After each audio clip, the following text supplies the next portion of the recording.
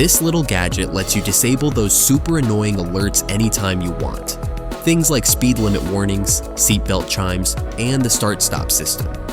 Technically, you can turn these off from the car settings, but every time you turn the car off and start it again, they reset back on.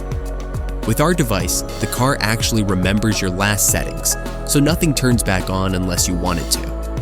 Alright, let's get into the installation. We need to install the device on the car's system module. On the BMW 2 Series, it's located on the passenger side, above the footwell area. To access it, remove the door sill cover. It's held in place with clips, so you can easily take it off using a plastic trim removal tool.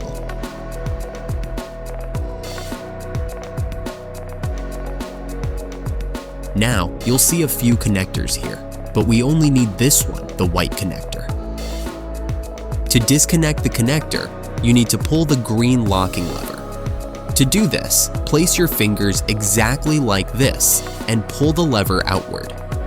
Disconnect the connector from the vehicle system in the same way as shown earlier, and connect it to the black connector on the device. Then take the white connector from the device, which is an exact copy of the original, and plug it back into the car's system module. After that, route the cable up into the glove box and place it somewhere convenient. Installation is done. Let's move on to activation and testing. Download our free app, SKF Speed version 2, on your smartphone. Connect to the device via Bluetooth, and you'll be able to control everything directly from the app. As you can see, we have 3 modes in total. Mode 1 disables only start-stop system.